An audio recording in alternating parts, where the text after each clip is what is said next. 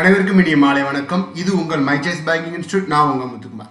SBI notification 2021 notification நேற்று evening போல என்ன பண்ணியிருக்கிறாங்க அப்படின்னா டிக்ளேர் பண்ணியிருக்கிறாங்க. அந்த எஸ்பிஐ பிஓ நோட்டிபிகேஷன்ல மொத்த வேகன்சி 2056 வேகன்சி போட்டிருக்கிறாங்க.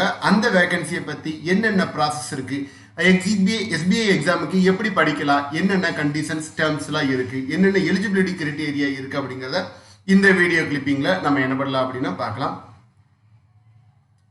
My Test Banking Institute at Dindigul. எங்களுடைய கான்டாக்ட் நம்பர் 9159500225 and 7904808965. இப்போதைக்கு நாங்கள் ஆன்லைன் கிளாஸஸ் மட்டும் கண்டினியூ பண்ணிட்டு இருக்கிறோம். ரெகுலர் பேசிஸில் காலையில் 9 மணில இருந்து மதியம் 1 மணி முடிய கிளாஸஸ் இருக்கும். 2 நாள் ஃப்ரீ கிளாஸஸ் தரோம். அந்த கிளாஸஸ் சாட்டிஸ்ஃபை இருந்துச்சு அப்படின்னா நீங்கள் பேமெண்ட் பண்ணி கண்டினியூ பண்ணுற மாதிரி இருக்கும். அப்கமிங்கில் இன்ஸ்டியூட் ஓப்பன் பண்ணுற மாதிரி ஆஃப்லைன் கிளாஸஸ் கண்டக்ட் பண்ணலாம் அப்படின்னு சொல்லி ஒரு பிளானிங்கில் இருக்கிறோம். ஓகே, எஸ்பிஐ பிஓக்கு உண்டான நோட்டிபிகேஷன் போட்டிருக்கிறாங்க. அந்த எஸ்பிஐ பிஓ நோட்டிபிகேஷன்ல என்னென்ன எலிஜிபிலிட்டி கிரைட்டீரியா இருக்கு, நம்ம அப்ளை பண்ணணும்னா என்னென்ன தேவை அப்படின்னு சொல்லி என்ன பண்ணிடலாம் அப்படின்னா நம்ம ஃபர்ஸ்ட் ஆஃப் ஆல் பார்த்தலாம். முதல் கேட்டகரி எஜுகேஷனல் குவாலிஃபிகேஷன் அப்படிங்கிற கேட்டகரி. எனி டிகிரி நீங்க பேங்க் எக்ஸாம் போகணும் அப்படின்னு சொல்லி பார்த்தீங்கன்னா நிறைய பேர் பிகாம் எடுத்த பேங்க் எக்ஸாம் போகலாம், எம்பிஏ எடுத்த பேங்க் எக்ஸாம் போகலாம் அப்படிங்கிற ஒரு தாட் இருக்கும். அந்த தாட் இப்போதைக்கு கிடையாது. நீங்க பிஏ தமிழ் லிட்ரேச்சர் எடுத்திருந்தா கூட, பிஏ ஹிஸ்டரி எடுத்திருந்தா கூட you are eligible 100. Any degree முடிச்சிருக்கணும். அந்த டிகிரி எப்படி முடிச்சிருக்கணும் அப்படின்னா ஒரு அங்கீகரிக்கப்பட்ட பல்கலைக்கழகத்தால முடிச்சிருக்கணும், ரெகனைஸ்ட் யூனிவர்சிட்டி. ஓகேங்களா? ஓகே, அதே நேரத்தில் ஒரு இம்பார்ட்டன்ட் நம்மளுக்கு இன்ஃபார்ம் பண்ணிட்டாங்க. என்ன சொல்லியிருக்கிறாங்கன்னு சொல்லி பார்த்தீங்கன்னா ஃபைனல் இயர் ஸ்டூடெண்ட் நீங்க அப்ளை பண்ணலாம். Final year R final semester student வந்து என்ன பண்ணலாம் அப்படின்னா நீங்க அப்ளை பண்ணலாம். உங்களுக்கு உண்டான டீடைல்ஸ் வந்து 31/12/2021 உங்களுக்கு உண்டான ப்ரூஃப், ஏதாச்சும் ஒரு ப்ரூஃப், ரிசல்ட்டுக்கு உண்டான ஒரு ப்ரூஃப் உங்கள்கிட்ட கிடைச்சது அப்படின்னா நீங்க என்னன்னு சொல்லி பார்த்தீங்க அப்படின்னா நீங்க அப்ளை பண்ணலாம் அப்படின்னு சொல்லி என்ன பண்ணியிருக்கிறாங்க அப்படின்னா சொல்லியிருக்கிறாங்க. ஸோ டிகிரி முடிச்சவங்க மட்டும் இல்ல, டிகிரி படிச்சுக்கிட்டு இருக்கக்கூடிய ஆட்களும் இந்த எஸ்பிஐ பிஓ நோட்டிபிகேஷனுக்கு என்னன்னு சொல்லி பார்த்தீங்கன்னா எலிஜிபிளா இருக்கிறீங்க. Okay, second age condition, age limit. என்ன ஏஜ் இருந்தா பேங்க் ஜாப்குள்ள போகலான்னு சொல்லி பார்த்தீங்கன்னா கம்ப்ளீட்டட் 21 வயசு இருந்துச்சு அப்படின்னா யூ ஆர் எலிஜிபிள். 21 வயசு யாருக்கு கம்ப்ளீட் ஆயிருக்கோ அவங்க வந்து என்னன்னு சொல்லி பார்த்தீங்கன்னா எலிஜிபிள். அதே நேரத்தில் 30 வயசுக்கு தாண்டிடக்கூடாது. 30 வயசு இருந்தா நீங்க என்ன பண்ணலாம் அப்படின்னு சொல்லி பார்த்தீங்கன்னா அப்ளை பண்ணலாம். எந்த டேட்ல இருந்து எந்த டேட் முடியும்னு சொல்லி பார்த்தீங்கன்னா 1/4/2000 இருந்து 2/4/1990 என்ன பண்ணி 91 நீங்க பிறந்திருக்கணும். இந்த டேஸ்க்குள்ள இதுல இருந்தா மட்டும்தான் நீங்க அப்ளை பண்றதுக்கு உண்டான ஏஜ் இது எலிஜிபிலிட்டி கண்டிஷன்ல வருவீங்க. அதே நேரத்துல சில ரிலாக்ஸேஷன் கொடுக்குறாங்க. என்ன கேட்டகரியில ரிலாக்ஸேஷன் கொடுக்குறாங்கன்னு சொல்லி பார்த்தீங்கன்னா ஷெட்யூல் காஸ்ட் அண்ட் ஷெட்யூல் ட்ரைபா இருந்தாங்க அப்படின்னா 5 இயர்ஸ் உங்களுக்கு என்ன கொடுத்துருக்காங்க அப்படின்னா ரிலாக்ஸேஷன் கொடுத்துருக்காங்க.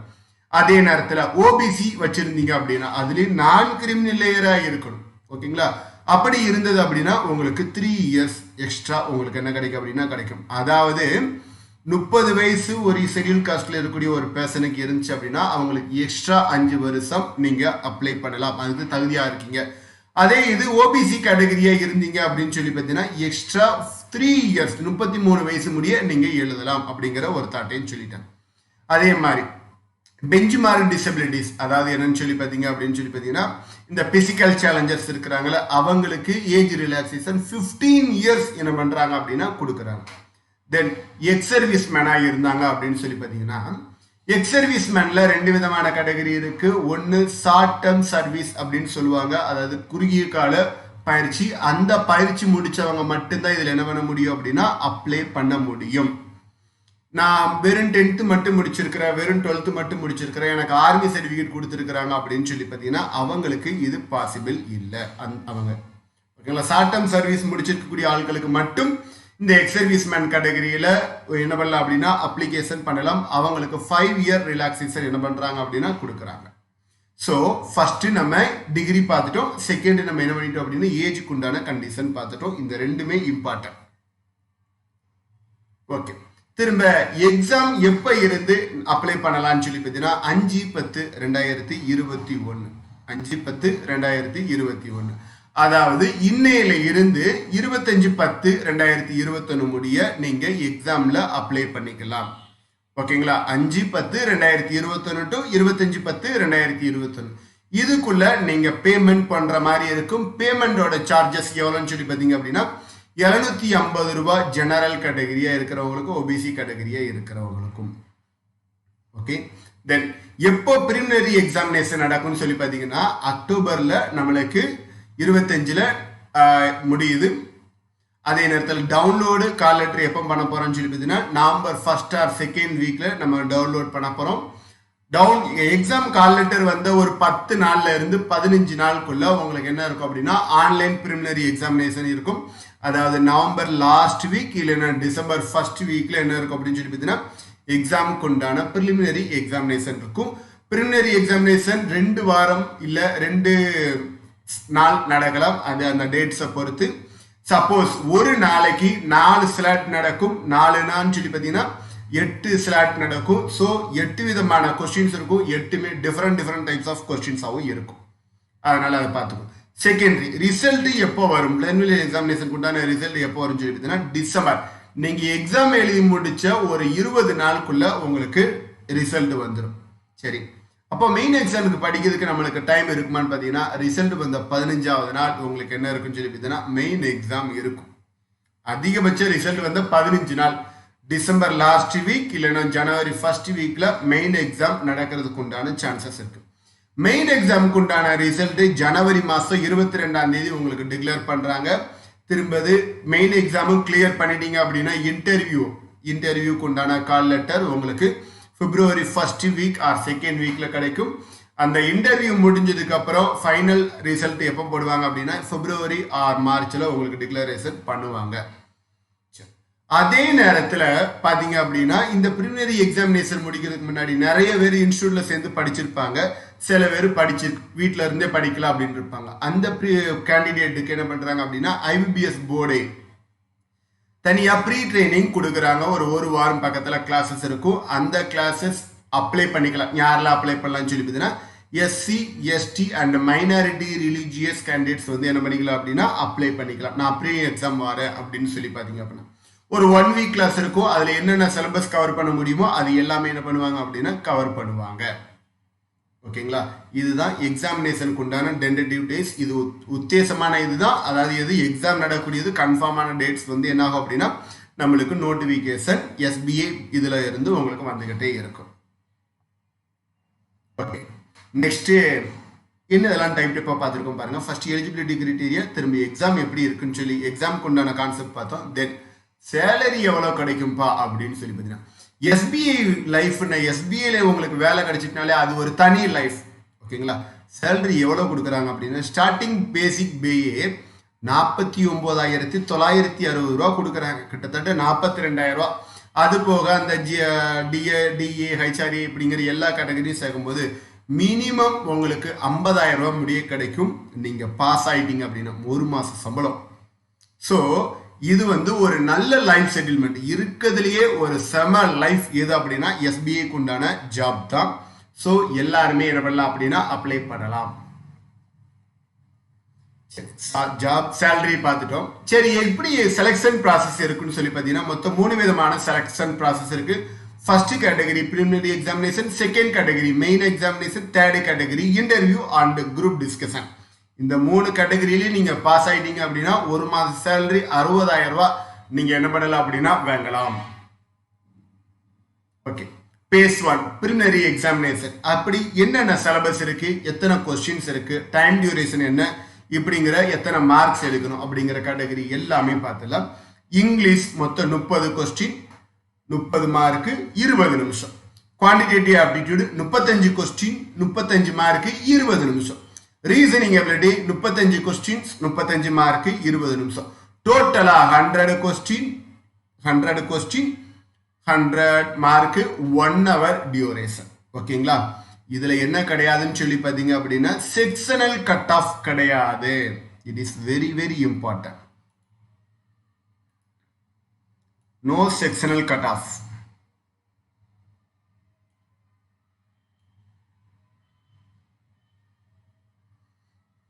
ஓகேங்களா, நோ செக்ஷனல் கட் ஆஃப். அதே நேரத்தில் ப்ரிலிமினரி எக்ஸாமினேஷனுக்கு எப்படி செலக்ட் பண்ணுறாங்கன்னு சொல்லி பார்த்துருக்கீங்க அப்படின்னா அவங்களே கீழே கொடுத்துட்டாங்க. மொத்தம் 2056 வேகன்சி போட்டிருக்கிறாங்கன்னா இதோட 10 டைம்ஸ் அப்ராக்சிமேஷனாக கிட்டத்தட்ட 20,500 பேர் பக்கத்தில் என்ன பண்ணுவாங்க அப்படின்னா செலக்ட் பண்ணுவாங்க. ஒரு அப்ராக்சிமேஷனாக என்ன பண்ணுறாங்க அப்படின்னு சொல்லியிருக்கிறாங்க.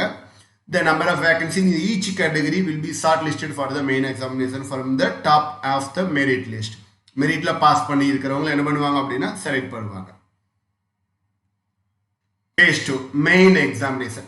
மெயின் எக்ஸாமினேஷன் பார்த்தீங்க அப்படின்னு சொல்லி பார்த்தீங்கன்னா மொத்தம் அப்ஜெக்டிவ் டைப் கொஸ்டின்ஸ் 200 மார்க் இருக்கு. டிஸ்கிரிப்டிவ் பேப்பர் வந்து ஒரு 50 மார்க் இருக்கு. இந்த ரெண்டுலையுமே பாஸ் ஆகணும். ஓகேங்களா? பாஸ் ஆனால் தான் நம்ம என்ன பண்ண முடியும் அப்படின்னா பேஸ் 3க்கு செலக்ட் பண்ண முடியும். சரி, அப்ஜெக்டிவ் டைப் கொஸ்டின்ஸ்ல என்னென்ன கான்செப்ட் இருக்குன்னு சொல்லி பார்த்தீங்கன்னா ரீசனிங் அண்ட் கம்ப்யூட்டர் ஆப்டிடியூடு மொத்தம் 45 கொஸ்டின் 60 மார்க் 60 நிமிஷம். 1 மணி நேரம் 45 கொஸ்டின் கொடுக்குறாங்கன்னா அதோட ஸ்டாண்டர்ட் எப்படி இருக்குன்னு சொல்லி மட்டும் என்ன பண்ணிக்கலாம் அப்படின்னா பார்த்துக்கலாம். Second, data analysis and interpretation. எஸ்பிஐக்கு மட்டும் பார்த்தீங்க அப்படின்னா மேக்ஸ் வெறும் 35 கொஸ்டின் 60 மார்க், இதுக்கு 45 நிமிஷம் கொடுக்குறாங்க. அப்போ சில கொஸ்டினுக்கு ஒரு கொஸ்டின் நீங்க அட்டன் பண்ணாலே 2 மார்க்லாம் இருக்கும். அதனால வெறும் டேட்டா இன்டர்பிரேஷன் மட்டும்தான் நம்மளுக்கு கான்செப்டா இருக்கு. டேட்டா இன்டர்பிரேஷன் அண்ட் அனலைசிஸ் அப்படின்னு சொல்லி கொடுத்துட்டாங்க. ஸோ இதை என்ன பண்ணலாம் அப்படின்னா நல்லா படிக்கலாம். Then general and economic and banking awareness சொல்லி என்ன பண்றாங்க அப்படின்னா கொடுக்குறாங்க. ஜெனரல் அவேர்னஸ் இருக்கும், எக்கனாமிக்கல் அவேர்னஸும் இருக்கும், பேங்கிங் அவேர்னஸ் இருக்கும். மொத்தம் 40 கொஸ்டின் 40 மார்க் 35 நிமிஷம். இங்கிலீஷ் லாங்குவேஜ் 35 கொஸ்டின் 40 மார்க் 40 நிமிஷம். டோட்டலாவே 155 கொஸ்டின் தான். ஆனா மார்க் 200 மார்க். 3 மணி நேரம் உட்கார்ந்து எக்ஸாம் எழுத போறீங்க. ஓகேங்களா? 3 மணி நேரம் 200 கொஸ்டின் 200 மார்க். அதுக்கப்புறம் என்ன நடக்கும்னு சொல்லி பார்த்தீங்க அப்படின்னா டிஸ்கிரிப்டிவ் டெஸ்ட் நடக்கும். இந்த டிஸ்கிரிப்டிவ் டெஸ்ட்ல மொத்தம் 30 நிமிஷம். டிஸ்கிரிப்டிவ் டெஸ்ட்ல மொத்தம் 30 நிமிஷம் நீங்க எழுத போறீங்க. இது வந்து இங்கிலீஷ் லாங்குவேஜில் தான் இருக்கும். Letter writing and SI writing இந்த ரெண்டுமே இருக்கும். 2 கொஸ்டின், ஒரு கொஸ்டினுக்கு 25 மார்க். அப்போ மொத்தம் 50 கொஸ்டின் இருக்கு. இப்போ ஃபர்ஸ்ட் ப்ரிலிமினரி எக்ஸாமினேஷன்ல பாஸ் பண்ணதுக்கு அப்புறம் தான் மெயின் எக்ஸாம் வரும். மெயின் எக்ஸாம்ல பாஸ் பண்ணதுக்கு அப்புறம் தான் என்னன்னு சொல்லி பார்த்தீங்கன்னா பேஸ் 3க்கு போறோம். இதுலயும் there will be no sectional cut off. No sectional cut off. ஓகேங்களா? இதுல என்ன கிடையாது அப்படின்னா செக்ஷனல் கட் ஆஃப் கிடையாது. சரி, எஸ்பிஐல பாஸ் பண்றதுக்கு உண்டான ஒரு சிம்பிள் வே எதுன்னு சொல்லி பார்த்தீங்கன்னா இந்த 2 கேட்டகரி தான் உங்களுக்கு கை கொடுக்கும். General economy and banking awareness and English language. இதுல யாரு நிறைய ஸ்கோரிங் பண்றீங்களோ ஜாப்பை நீங்க கன்ஃபர்மேஷன் பண்றதுக்கு உண்டான சான்சஸ் இருக்கு. ஓகேங்களா? இதுல நீங்க மொத்தம் 75 கொஸ்டின் இருக்கு. இந்த 75 கொஸ்டினுக்கு நீங்க 80 மார்க் இருக்கு. இந்த 80ல யாரு above 50 வாங்குறாங்களோ, above 50 யார் வாங்குறாங்களோ அவங்க என்ன பண்ணிக்கலாம் அப்படின்னா ஜாப்பை கன்ஃபர்மேஷன் பண்றதுக்கு உண்டான ஒரு பாசிபிலிட்டிஸ் இருக்கும்.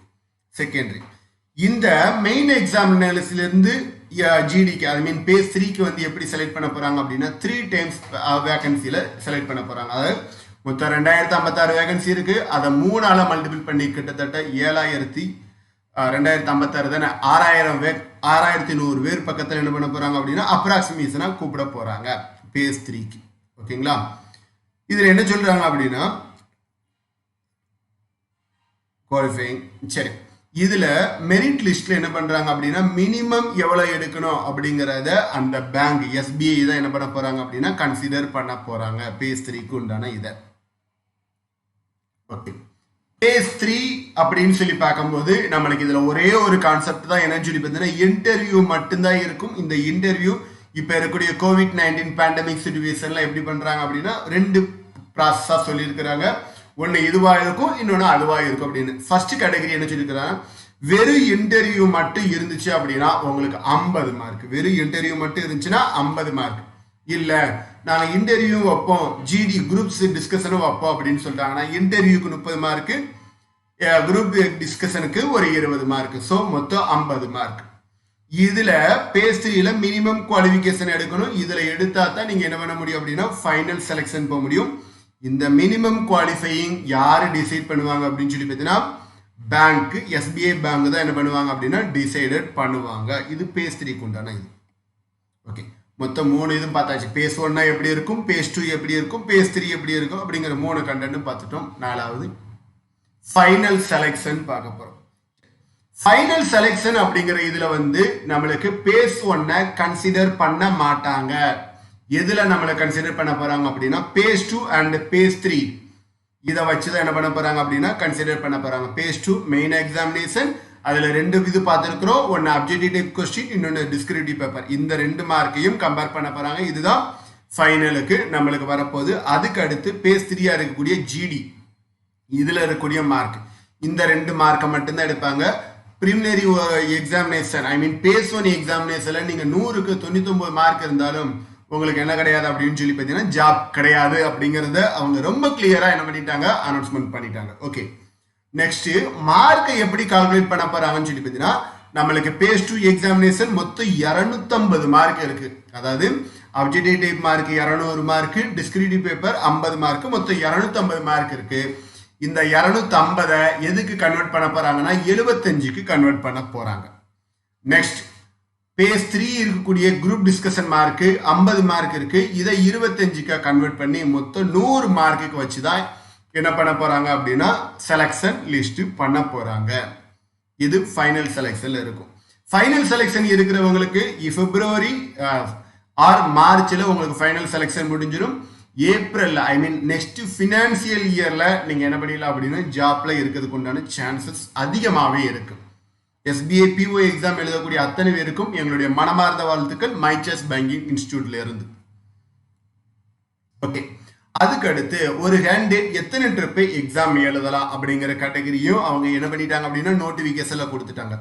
ஜெனரல் கேட்டகரியா இருந்தா மேக்சிமம் பாசிபிள் சான்சஸ் 4 சான்சஸ் கொடுக்குறாங்க.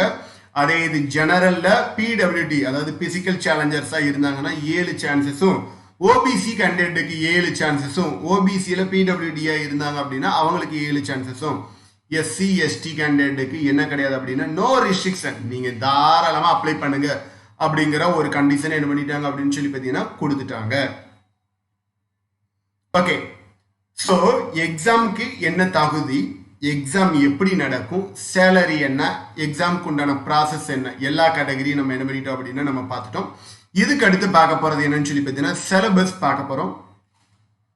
சிலபஸ் குவான்டிடேட்டிவ் ஆப்டிடியூடு, குவான்டிடேட்டிவ் ஆப்டிடியூட்ல numerical ability, arithmetic ability and data interpretation அப்படிங்கிற 3 கான்செப்ட் இருக்கு. நியூமெரிக்கல் எபிலிட்டியில simplification, number series, quadratic equation இது நம்மளுக்கு கான்செப்டா இருக்கும். அதே இது அரித்மெட்டிக் எபிலிட்டின்னு சொல்லி பார்க்கும்போது எதுல கவர் ஆகுதுன்னு சொல்லி பாருங்க, average, ratio and proportion, percentage. Then age, partnership, alligation or mixture, profit or loss, simple interest, compound interest, time and work and pipe and system, time and distance and boats and stream, permutation combination and probability, மென்சுரேஷன்ல area volume, எல்லா arithmetic எபிலிட்டியில இருந்தும் topic நம்ம பிரிலிம்ஸுக்கும் படிச்சாலும் மெயின்ஸுக்கும் படிச்சாலும். Then ஃபைனலா இருக்கக்கூடியது data interpretation. Data இன்டர்பிரேஷன்ல பிரிலிம்ஸுக்கு ஒரு கேட்டகரி இருக்கு, மெயினுக்கு ஒரு கேட்டகரி இருக்கு. பிரிலிமினரி கேட்டகரியில line chart, pie chart, table chart, bar chart, caselet DA இந்த 5 கேட்டகரியில 3 கேட்டகரி முடிய நம்மளுக்கு கொஸ்டின் பாயிண்ட் ஆஃப் வியூல இருக்கும். Next data analysis and data sufficiency, இது எல்லாமே ஆப்டிடியூட்ல இருக்கக்கூடிய கான்செப்ட். தென் சிம்பிளிஃபிகேஷன் PO எக்ஸாமுக்கு சிம்பிளிஃபிகேஷன் தான் கேட்பாங்கன்னு சொல்லி பார்த்தீங்கன்னா சில நேரத்தில் அப்ராக்சிமேஷனும் நம்மளுக்கு கேட்கறதுக்கு உண்டான தாட்டாக இருக்கும். சிம்பிளிஃபிகேஷன்லயே அப்ராக்சிமேஷன்.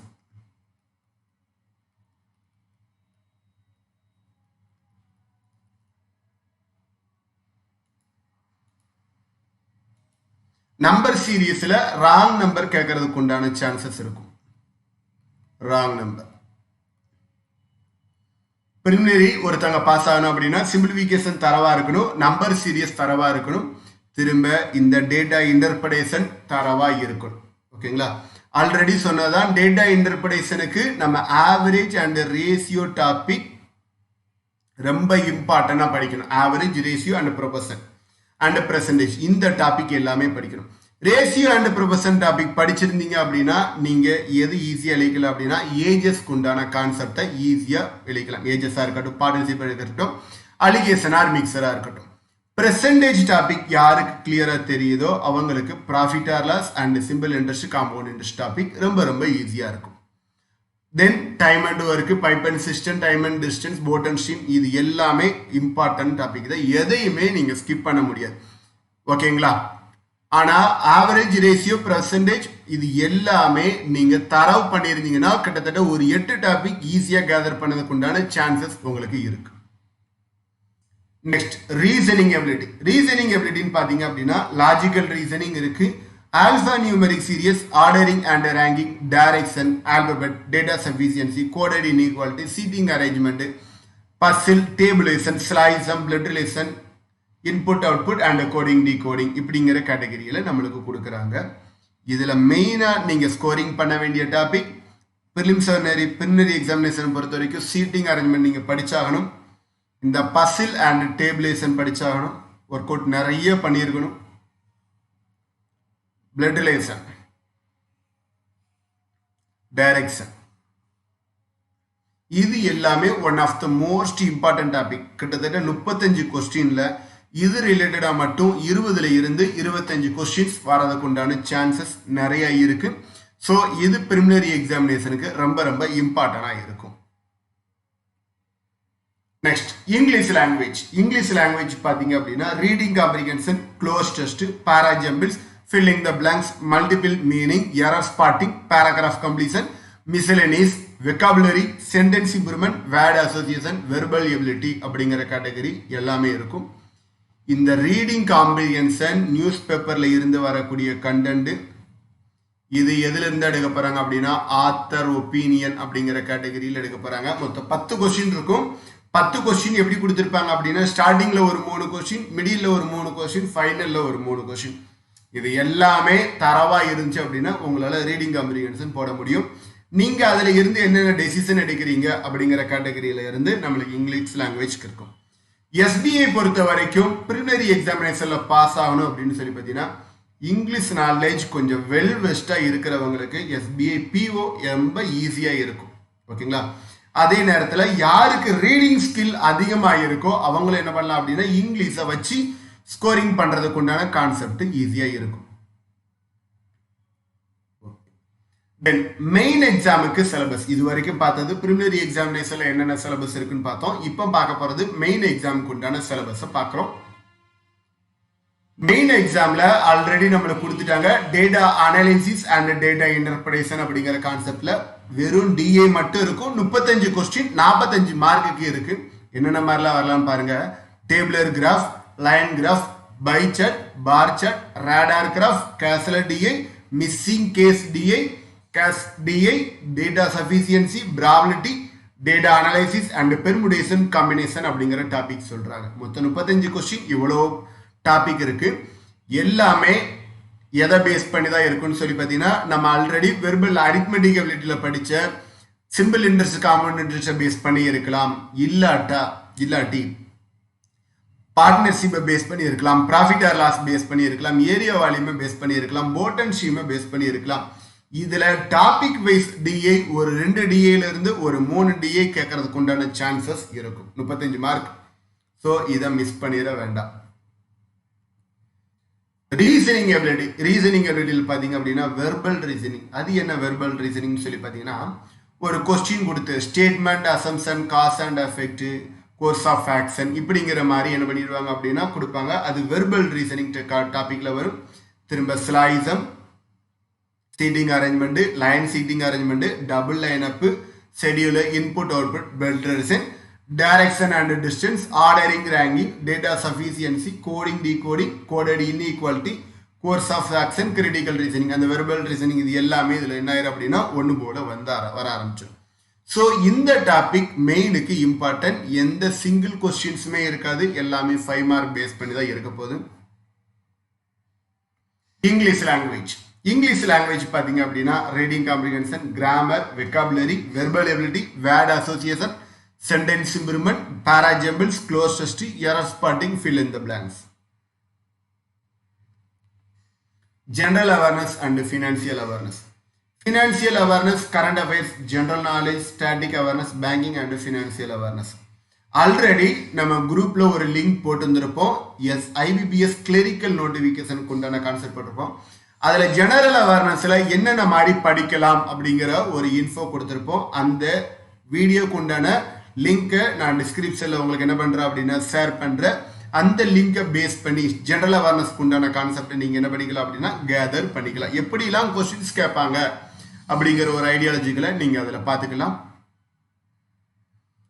கம்ப்யூட்டர் ஆப்டிடியூட்ல internet, memory, keyboard shortcuts, computer abbreviation, Microsoft Office, computer hardware, software, operating system, network and computer fundamental terminologies, இது எல்லாமே கம்ப்யூட்டர் ஆப்டிடியூட்ல நம்மளுக்கு என்ன பண்ண போறாங்க அப்படின்னா இருக்க போகுது. சிலபஸ் இவ்வளவுதான். ஓகேங்களா?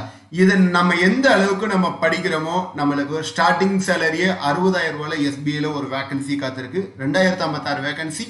ஸோ யாரும் மிஸ் பண்ணிட வேண்டாம். எவ்வளவு எஃபிசியன்சி எடுத்து படிக்கிறீங்களோ அந்த அளவுக்கு உங்களுக்கு ரிசல்ட் கிடைக்கும். ஷார்ட் டைம் கோல் தான். ஓகே, ஃபைனலா ஜிடிக்கு உண்டான topic.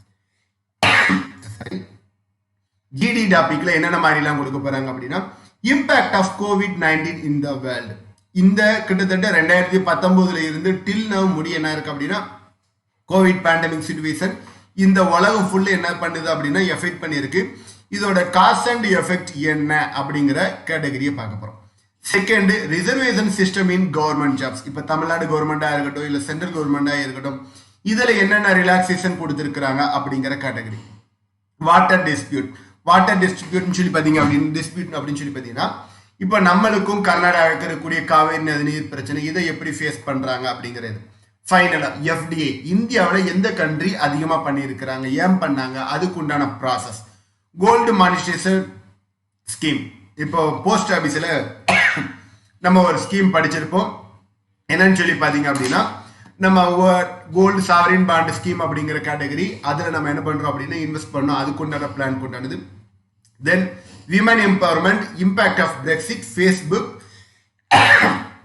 and Cambridge Analytica data scandal, Digital India, should cryptocurrency be made legal.